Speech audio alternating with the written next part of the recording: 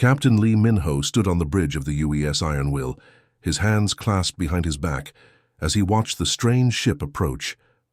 The alien vessel looked nothing like anything Earth had ever built. It was beautiful in a way that made him think of crystal formations, all smooth curves and transparent sections that seemed to glow with their own inner light. "Distance holding at 50,000 kilometers, sir," reported his navigation officer, a young woman named Kim Soo-jin, who had joined the crew just 6 months ago. She was still getting used to deep space missions, but her work was solid. "They're not moving any closer." Minho nodded approvingly. These aliens, whoever they were, seemed to understand basic courtesy. In the 3 years since humanity had started venturing beyond their own solar system, they had learned that keeping a respectful distance was usually a good sign. The aggressive species they had encountered always tried to get uncomfortably close right away. The Bridge of the Iron Will was not particularly large, but it felt spacious thanks to the high ceiling and the large view screen that dominated the forward wall. The crew of 12 worked quietly at their stations, monitoring everything from engine performance to long-range scanners. Most of them had been together for over a year now, and they moved with the easy efficiency of people who trusted each other completely. "Sir, we're receiving a transmission," announced Communications Officer Park Ji-woo from his station near the back of the bridge. Ji-woo was one of the older crew members, a former merchant marine who had jumped at the chance to join the exploration fleet. His experience with alien languages had proven invaluable on their previous missions. "Put it through the translator, and let's hear what they have to say," Minho ordered, settling into his captain's chair. The chair was worn but comfortable, broken in by long hours of deep space travel. The bridge speakers crackled to life with the familiar electronic tone that meant the translation system was working. Then came a voice that sounded surprisingly pleasant, with what might have been a slight accent if the speaker had been human. "Unknown vessel. This is the Galactic Confederation science ship Stellar Inquiry. We extend greetings to you and welcome you to this region of space. We request permission to conduct routine technological assessment as per Galactic Contact Directive." 7? Minho raised an eyebrow. The Galactic Confederation was a new name to him, but the polite tone was encouraging. Most first contact situations started with either demands or warnings. This felt more like a friendly introduction. Ji-woo looked up from his console, his fingers still dancing over the translation controls. "Sir, they're asking to scan our ship. From what I can tell, this is standard procedure for them when they meet new species, like a background check, maybe." "Any indication of hostile intent?" Minho asked, though he was already fairly sure of the answer. The alien ship's weapons systems, assuming it had any, remained completely inactive according to their sensors. "None that I can detect, sir," replied Lieutenant Choi Dae-hyun from the tactical station. Dae-hyun was built like a wrestler, but had the careful, methodical mind of an engineer. "Their ship appears to be configured for scientific research rather than combat. I'm seeing sensor arrays, communication equipment, and what looks like laboratory facilities, but no obvious weapons." Minho considered this for a moment. Humanity's first few encounters with alien species had taught them to be cautious but not paranoid. The universe seemed to be full of curious, generally peaceful civilizations who were as interested in learning about humanity as humans were in learning about them. "Any objections to letting them take their readings?" he asked, looking around. The bridge. This was not exactly standard procedure according to Earth fleet protocols, but then again standard procedure assumed they would be dealing with potentially hostile forces most of the time. "I don't see any harm in it, sir," said Science Officer Dr. Yoon Hae-jin from her station near the left side of the bridge. Dr. Yoon was the closest thing they had to a first contact specialist, with degrees in both xenobiology and cultural anthropology. "If this Galactic Confederation is as large as the name suggests, having friendly relations with them could be very beneficial for humanity." Minho nodded. That made sense. Earth's government was always interested in establishing trade relationships and learning about new technologies.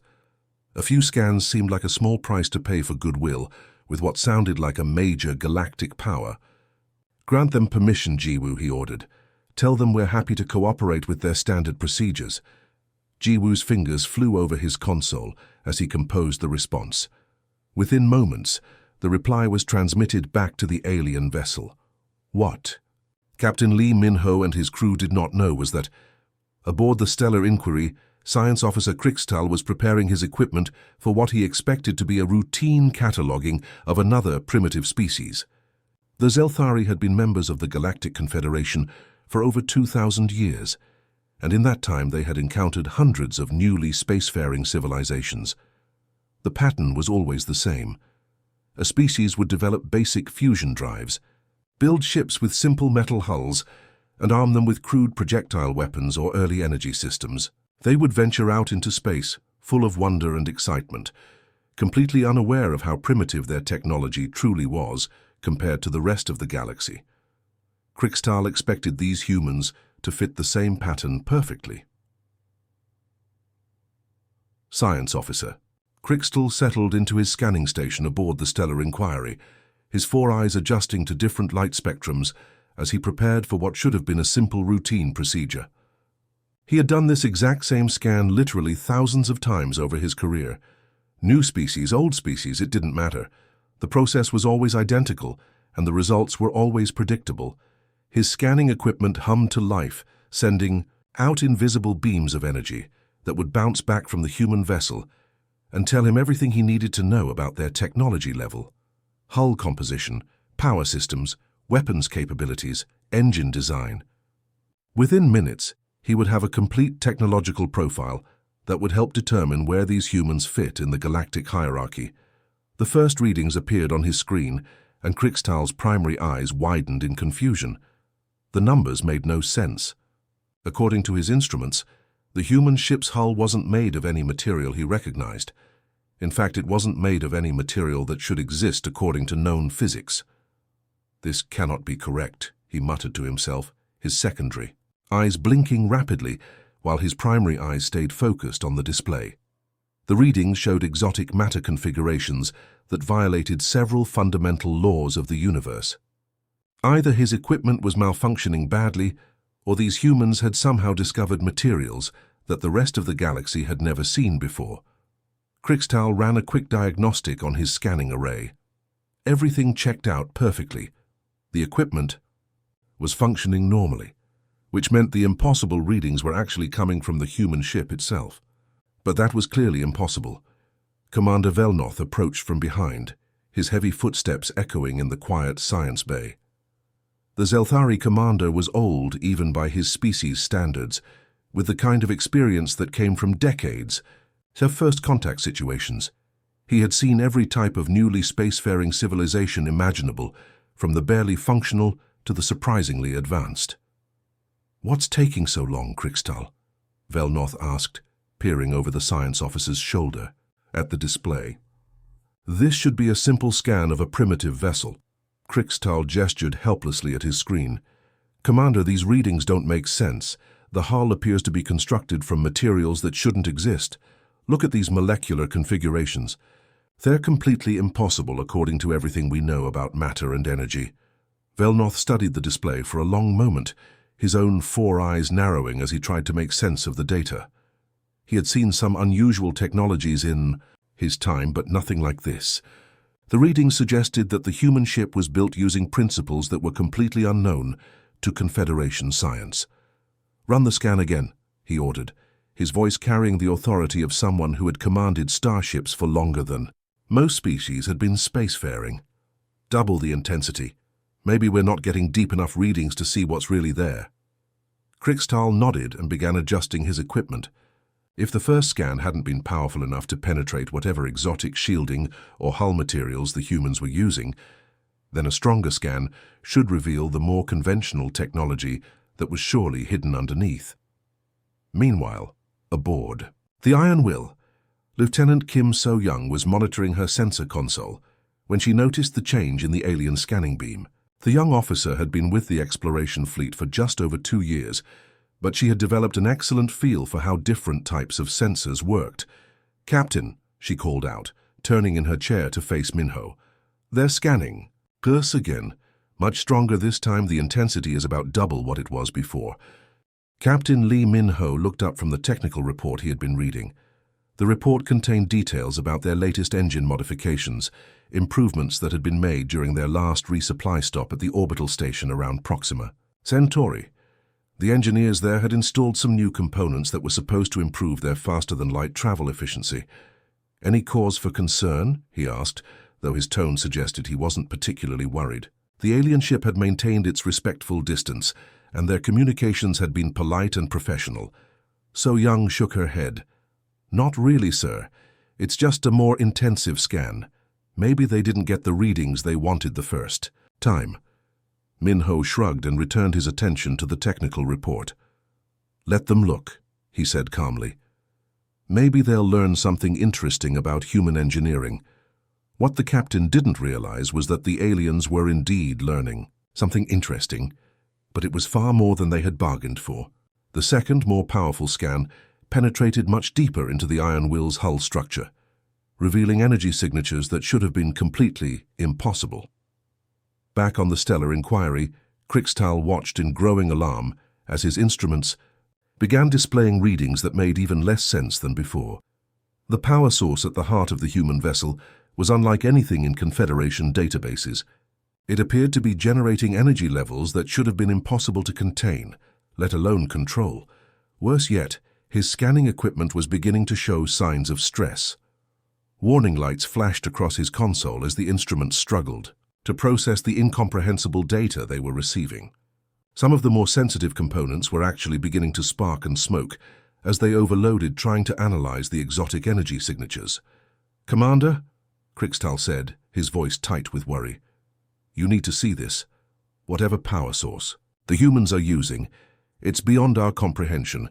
My equipment is actually starting to fail just from trying to scan it." Velnoth leaned in closer, his expression growing more serious as he watched the diagnostic displays flash red warnings.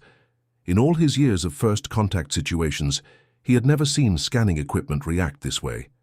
Usually, the biggest challenge was staying awake during the routine cataloging of primitive fusion drives and basic weapon systems. "How is this possible?" he whispered, more to himself than to his science officer. "They're a newly spacefaring species. They should have crude technology, not something that breaks our instruments just by existing." The reality of the situation was beginning to sink in. These humans weren't just another primitive civilization stumbling into space. They were something entirely different, something that the Galactic Confederation had never encountered before. And they had just allowed the aliens to scan their ship without any apparent concern, as if the impossible technology they possessed was perfectly normal. The moment the second, more intensive scan hit the Iron Will's hull, something deep within the ship's computer systems began to wake up. The artificial intelligence that managed the vessel's operations had been running quietly in the background, monitoring thousands of different systems and keeping everything running smoothly.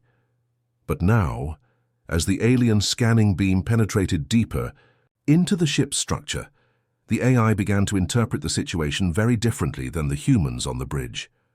To Captain Lee Min-ho and his crew, the aliens were simply conducting a more thorough scientific examination. But to the ship's AI, which had been programmed with military protocols developed during humanity's more paranoid early days of space exploration, the intensive scanning looked exactly like a weapons targeting system trying to find weak points. In the hull, the AI ran through its threat assessment protocols in milliseconds. Unknown alien vessel, intensive scanning of critical systems, repeated attempts to penetrate defensive barriers. The conclusion was clear. The Iron Will was being targeted for attack. Tactical Officer Choi Dae-hyun was reviewing some routine maintenance reports when his console suddenly exploded with warnings. Red lights began flashing across every display, and the gentle hum of the ship's normal operations was replaced by the urgent beeping of emergency alerts. He had never seen so many systems activate at once. "Captain," he announced, his voice cutting through the sudden noise on the bridge, "the ship's defensive systems have activated. The AI is reading their scan as a weapons lock." Min-ho's head snapped up from his technical reports, his relaxed posture instantly changing to full alert.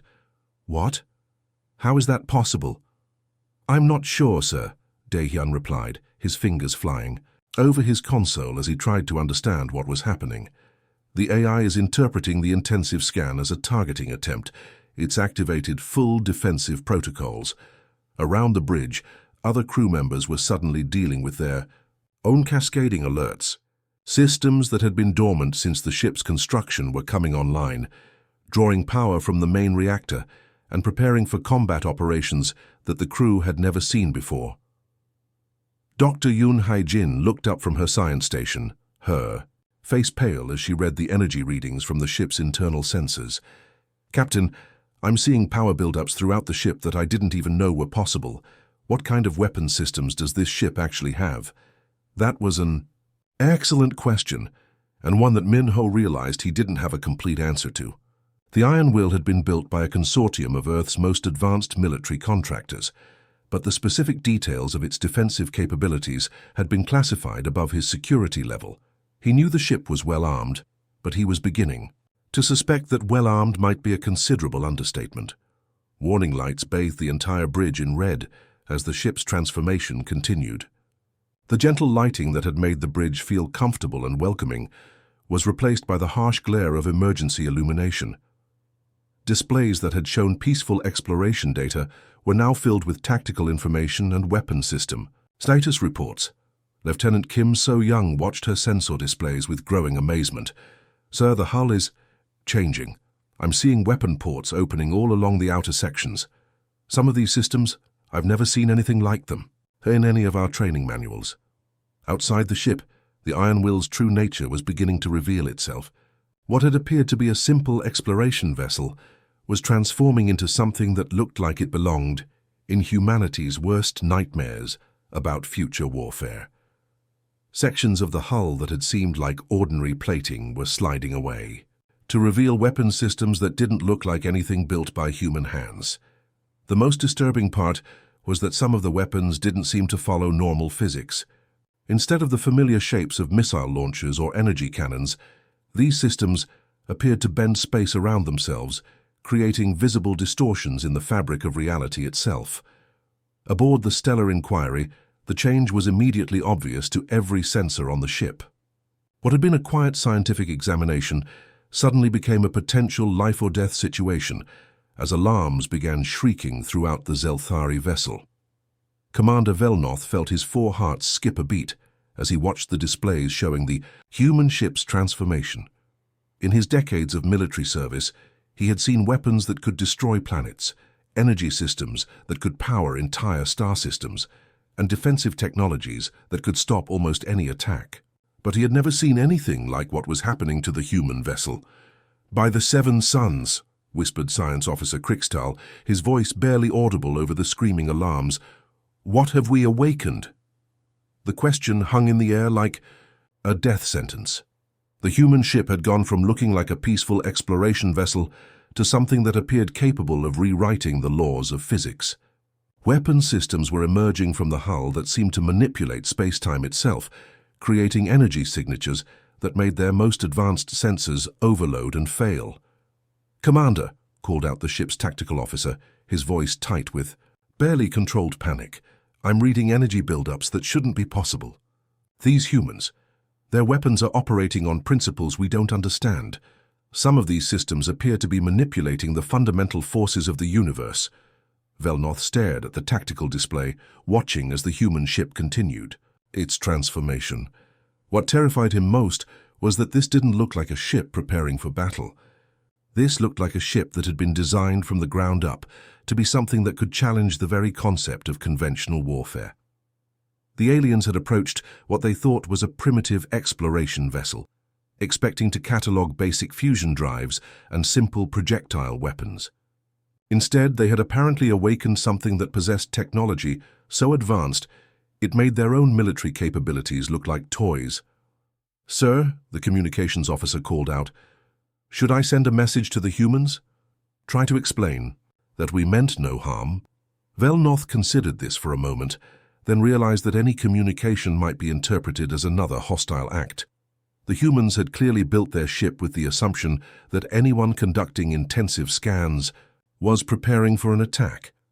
Given the weapon systems they possessed, it was probably a reasonable assumption. "No," he said quietly. "We wait. We don't move. We don't scan. We don't do anything that might be interpreted as threatening. And we pray to the Seven Suns that these humans are as peaceful as they initially appeared to be.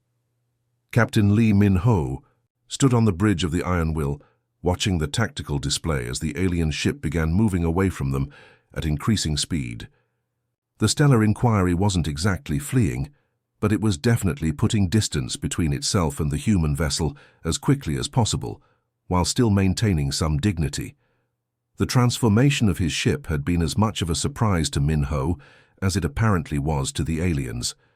He had known the Iron Will was well equipped for defense, but seeing weapon systems emerge from the hull that he didn't even know existed was unsettling. The ship's AI had revealed capabilities that went far beyond anything in his briefing materials. "Sir," reported Lieutenant Kim So-young from her sensor station, "the alien vessel has increased distance to over 200,000 kilometers and is still backing away. They've also stopped all scanning activity." Tactical Officer Choi Dae-hyun looked up from his displays, which were still showing active weapon systems throughout the ship. "Captain, I think we may have scared them pretty badly. Their ship appears to be in some kind of defensive posture now." Min-ho rubbed his chin thoughtfully. This was not how first contact situations were supposed to go. The aliens had been polite and professional, following what appeared to be standard diplomatic protocols. Their scanning had been routine, something they probably did with every new species they encountered. The fact that it had triggered such an aggressive response from his ship's AI was unfortunate. "Any indication that they're preparing for combat?" he asked. "No, sir," Dae-hyun replied after checking his readings. "If anything, they seem to be trying very hard not to do anything that might be seen as threatening. Their weapon systems, assuming they have any, remain completely inactive." Dr. Yoon Hae-jin spoke up from her science station. "Captain, I think we need to consider the possibility that we just gave them a very wrong impression about human intentions. They were conducting what appeared to be a routine scientific survey, and we responded by revealing weapons that probably violate several laws of physics." Min-ho nodded.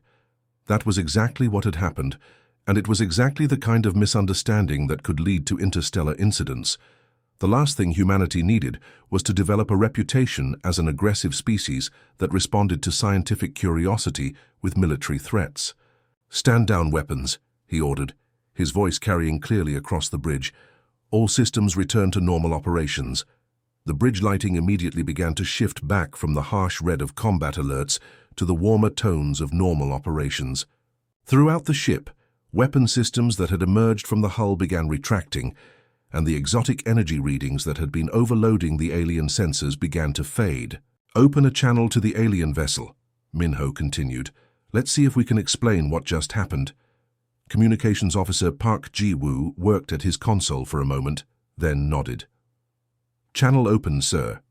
Min-ho took a deep breath and addressed the alien ship. "Alien vessel, this is Captain Lee Min-ho of the UES Iron Will. We mean no harm to you or your crew. Your intensive scans triggered our defensive systems automatically. This was not intended as a hostile response to your scientific activities." There was a long pause before any reply came from the Stellar Inquiry. When it did, the alien commander's voice sounded noticeably more respectful than it had during their initial contact. "Captain Min-ho, this is Commander Velnoth. We understand that your defensive systems activated. We had no intention of triggering any hostile response from your vessel." Min-ho could hear the uncertainty in the alien commander's translated voice. These beings had clearly never encountered anything like human technology before, and they were probably trying to figure out exactly what kind of species they were dealing with. "To demonstrate our peaceful intentions," Min-ho continued, "and to help you understand the situation, please observe the following demonstration." He turned to Dr. Yoon Hae-jin, who had cross-trained as a weapons officer during her military service before joining the exploration fleet. "Target that asteroid," he said, pointing to a medium-sized rock floating about 50,000 kilometers away. "Minimum power setting." Hae-jin looked at him with some concern. "Sir, are you sure that's wise? Even at minimum power, these weapon systems are—" "I know," Min-ho interrupted gently, "but they need to understand what they're dealing with.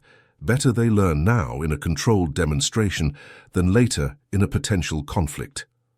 Hae-jin nodded and turned to her console. The weapon system she accessed was one of the more exotic ones that had emerged during the ship's defensive activation. According to the technical readouts, it was some kind of quantum manipulation device that could affect matter at the subatomic level. The asteroid Min-Ho had chosen was roughly the size of a small city, a chunk of rock and metal that had probably been drifting through space for millions of years. It was completely unremarkable, except for the fact that it was about to become the subject of a demonstration that would reshape how an entire alien civilization viewed humanity. "Weapon ready, sir," He-Jin reported. "Minimum power, single shot." "Fire," Min-Ho ordered quietly. The Iron Will fired a single projectile, though calling it a projectile didn't really do justice to what actually happened. The weapon manipulated matter at the quantum level, sending out a pulse of energy that affected the fundamental forces holding the asteroid's atoms together. The result was both beautiful and terrifying. The asteroid didn't explode in the traditional sense. Instead, it simply ceased to exist as matter, converted instantly to pure energy that dissipated harmlessly into space as a brief, brilliant flash of light. One moment, there was a mountain-sized chunk of rock, and the next moment there was nothing but empty space and fading radiation. The silence from the alien ship was so complete that Min-Ho wondered if the communication channel had been cut. When Commander Velnoth finally spoke again, his voice was barely above a whisper. "By the Seven Suns," the alien said. What kind of weapon was that?" Min-Ho leaned back in his captain's chair, choosing his words carefully. "That was one of our defensive systems operating at minimum power. The asteroid was completely converted to energy and dissipated safely into space." He paused to let that information sink in before continuing. "Now you understand," he said quietly over the comm. "We could have responded differently to your scan. We chose not to." The implications of that statement hung in space between the two ships like a challenge and a promise. The humans possessed weapons that could apparently convert matter directly into energy, and they had chosen to demonstrate this capability on an asteroid rather than use it defensively when they felt threatened. Commander Velnoth was beginning to realize that his routine first contact mission had just become the most important moment in his species' history. Commander Velnoth sat in his private quarters aboard the Stellar Inquiry, staring at the completed report on his personal display. He had written and rewritten it 3 times, each version sounding more unbelievable than the last. How do you explain to your superiors that everything they thought they knew about military power in the galaxy had just become obsolete? The report contained detailed sensor readings, video recordings of the asteroid's complete annihilation, and energy measurements that his science officer still insisted couldn't be accurate. But Crixtal had checked and double-checked everything. The readings were real, which meant the impossible had actually happened. "Computer, transmit priority alert to Confederation Command," Velnoth said finally. "Maximum encryption, quantum burst." Transmission. Within seconds, his report was racing through space at speeds that bent the laws of physics, carried by communication networks that spanned hundreds of light years. The message would reach every major Confederation world within hours, triggering emergency protocols that hadn't been used in over a century. On the Zelthari homeworld of Veltar, Supreme Commander Crixnal was in the middle of a routine budget meeting when his aide burst into the conference room. The younger Zelthari's 4 eyes were wide, with what looked like barely controlled panic. "Supreme Commander," the aide gasped, "we've received a priority alert from Commander Velnoth. You need to see this immediately."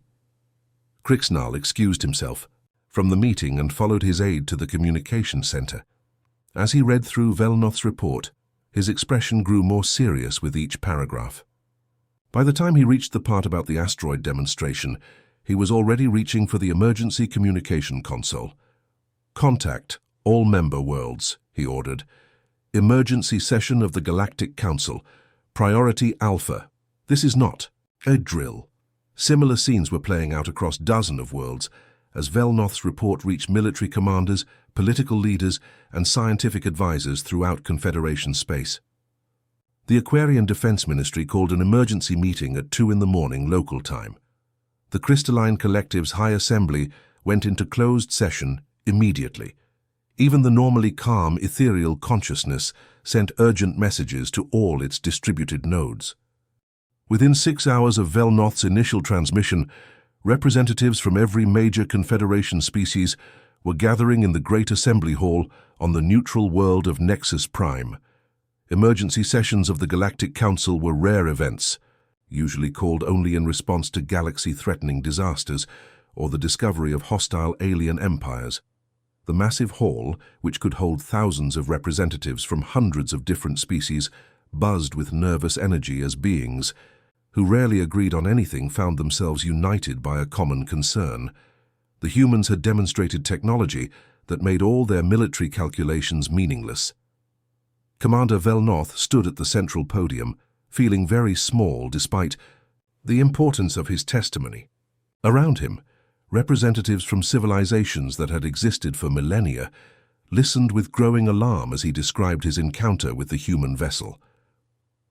"A single human vessel," he said, his voice carrying clearly through the hall's translation. "Systems possesses firepower that could challenge our combined fleets. Their technology is millennia beyond our understanding." The recording of the asteroid's destruction began playing on the massive displays that surrounded the assembly hall. Representatives who had seen planets destroyed by massive battle fleets watched in stunned silence as a mountain-sized chunk of rock simply ceased to exist, converted to pure energy in the space of a few seconds. "The energy readings we recorded," Velnoth continued, "suggest that this was accomplished at minimum power. The humans specifically stated that they were demonstrating their capabilities at the lowest possible setting." A representative from the Mantis Collective raised one of his sharp-edged arms. "Commander, what is your assessment of human military doctrine based on this encounter?" Velnoth paused, choosing his words carefully. They appeared to be genuinely surprised by our fear. Their captain seemed to consider the demonstration necessary to prevent future misunderstandings. "I believe they were trying to be diplomatic." "Diplomatic?"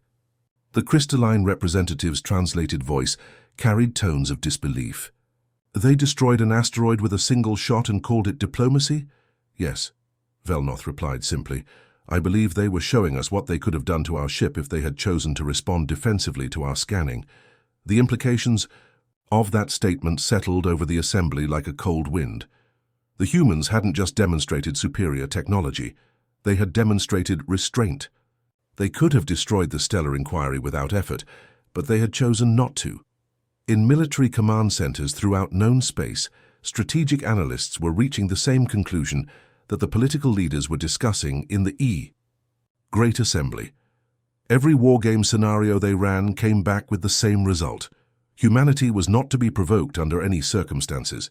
The Confederation's most advanced battle cruisers, ships that had taken decades to build and represented, the pinnacle of their military technology, would be nothing more than targets against weapons that could convert matter directly into energy. Fleets that had maintained the balance of power for centuries were suddenly obsolete. Meanwhile, completely unaware of the galactic crisis they had triggered, the crew of the UES Harmony was going about their normal exploration duties in a system about 40 light-years from where the Iron Will had conducted its demonstration. Admiral Wang Su-jin was reviewing routine intelligence reports in her ready room when Lieutenant Bei knocked on her door. The young officer entered with a datapad containing the latest communication intercepts from various alien species in the region. "Admiral," Bei said, setting the datapad on her desk, "we're picking up a lot of unusual communication traffic from several different species, much more than normal, and it all seems to be encrypted at very high levels." Su-jin glanced through the report, noting the unusual patterns in the communication networks they had been monitoring. Several species that rarely talked to each other were suddenly engaged in intense conversations using their most secure channels. "Any idea what they're discussing?" she asked. Lieutenant Bei shook his head. "The encryption is too good for us to break, but the volume and priority levels suggest it's something important. They seem quite excited about something." Su-jin smiled and leaned back in her chair. "Unknown, Lieutenant. Perhaps they're just friendly. Maybe they're planning some kind of diplomatic gathering." Neither human officer understood that their peaceful exploration fleet had just become the most feared military force in the galaxy, or that species which had been enemies for centuries were suddenly finding common ground in their shared terror of humanity's capabilities. The age of human expansion was about to begin, not through conquest or colonization, but through the simple recognition that some civilizations were too dangerous to challenge. 6 months had passed since Commander Velnoth's fateful encounter with the Iron Will, and the galaxy had quietly transformed itself in ways that most beings barely noticed. The changes had been subtle, implemented through carefully worded military directives and diplomatic protocols that never explicitly mentioned the reason behind them. In the depths of the Confederation's military headquarters on Nexus Prime, new tactical manuals were being distributed to fleet commanders across known space. The language was formal and bureaucratic, but the message was crystal clear. Human vessels were to be treated with unprecedented caution. Scanning prohibition zones will be maintained at a minimum distance of 100,000 kilometers around all human craft, read the new regulations. Under no circumstances will any Confederation vessel attempt technological assessment of human systems. This directive supersedes all previous first contact protocols. The bureaucrats who wrote these new rules never used words like fear or terror, but every military officer in the galaxy understood the real meaning. Humanity had demonstrated the kind of technological superiority that made conventional warfare meaningless, and the only rational response was to avoid provoking them at all costs. Captain Lim Young-soo of the UES Endeavour was completely unaware of these new protocols as he guided his ship through the outer regions of the Vega system. The Endeavour was humanity's newest exploration vessel, launched just 3 months earlier, with the mission of surveying potentially habitable worlds in nearby star systems. The ship was slightly smaller than the Iron Will, designed more for scientific research than long-range exploration, but it carried the same basic technology that had so thoroughly terrified the Confederation. To Young-soo and his crew, it was simply their workplace, as familiar and comfortable as any office building back on Earth. "Captain," reported Navigation Officer Han Mi-jin from her station near the front of the bridge, "we're picking up 3 different alien vessels in this system, all maintaining respectful distances, as usual." Young-soo nodded approvingly. Over the past few months, they had noticed that alien species seemed to be remarkably polite when encountering human ships. Unlike some of the earlier exploration missions, which had dealt with pushy traders or overly curious scientists, every species they met maintained proper diplomatic distances and asked permission before approaching. "Any communication from them?" he asked. "Yes, sir," replied Communications Officer Park Jun-ho. "Very formal greetings, offers of assistance if needed, and polite inquiries about our mission. Nothing intrusive." Science Officer Dr. Kim Yoon-ju looked up from her console, where she had been analyzing the local solar system. "It's actually quite refreshing, Captain. They seem genuinely interested in peaceful contact without being pushy about it." Young-soo smiled. "They're very polite," he mentioned to his crew, "always keeping their distance, never asking intrusive questions. It's a pleasant change from some of the encounters I've heard about from other ships." What Captain Lim didn't know was that the 3 alien vessels in the system were maintaining their distance because their captains had been specifically ordered never to approach human ships closer than the newly established safety zones. The polite inquiries about their mission were actually careful intelligence gathering, designed to track human movements without triggering any defensive responses. Han Mi-jin smiled at her captain's observation. "Maybe we're finally getting a reputation as good neighbors." It was an innocent comment that carried more weight than she could possibly imagine. Humanity was indeed developing a reputation, but it wasn't exactly the kind of neighborly image she was thinking about. Throughout the galaxy, the name human was spoken in hushed tones in military briefing rooms and diplomatic conferences. On the Aquarian homeworld, fleet commanders were studying new tactical simulations that all reached the same conclusion: avoid human space at all costs. The Crystalline Collective had quietly rerouted their major trade lanes to maintain maximum distance from known human territories. Even the aggressive Mantis Horde, known for challenging any species they encountered, had issued orders to their raiders to retreat immediately if they detected human vessels. The most remarkable change was happening between species that had been enemies for centuries. The ancient rivalry between the Zelthari and the Aquarians had been put on hold as both civilizations realized they had much bigger concerns. Trade disputes that had simmered for decades were being resolved with unprecedented speed, as everyone wanted to present a unified front in case humanity decided to expand aggressively. In the secure communication networks that connected Confederation worlds, military analysts shared intelligence reports about human capabilities with a level of cooperation that would have been unthinkable just months earlier. Species that had guarded their technological secrets jealously were now freely sharing information, hoping that combined knowledge might help them understand what they were dealing with. The humans appear to have solved several fundamental problems in physics that we considered impossible, read one classified report. Their matter-to-energy conversion technology alone makes our most advanced weapons obsolete. Recommend immediate cessation of all territorial disputes to focus resources on monitoring human expansion. Dr. Yunhai Jin, now serving aboard the UES Harmony after her transfer from the Iron Will, was reviewing some interesting data from their long-range sensors. Admiral Wong, she said, approaching the command chair, I'm seeing some unusual patterns in alien ship movements throughout this sector.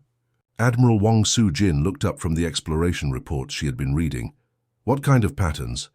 They seem to be avoiding certain areas of space, Hai-jin explained, bringing up a tactical display. Areas where our ships have been operating. It's almost like they're maintaining exclusion zones around our patrol routes. Wong considered this information thoughtfully. Maybe they're just being respectful of our territorial claims. Perhaps, Hai-jin agreed, though she looked puzzled. It's just strange that they're being so consistent about it across multiple species that don't usually cooperate with each other. What neither officer realized was that they were observing the practical implementation of humanity's new status in galactic politics. The exclusion zones were the result of careful coordination between dozens of different civilizations, all working together to ensure they didn't accidentally provoke the terrifying new apex species. Throughout the galaxy, species that had warred for millennia suddenly found common ground in their shared understanding. Humanity was best left undisturbed. Ancient enemies were signing non-aggression pacts, trade disputes were being resolved through arbitration, and military resources were being redirected from conquest to monitoring. The humans, blissfully unaware of the cosmic paradigm shift they had caused, continued their peaceful exploration, while the galaxy quietly rearranged itself around its new apex species.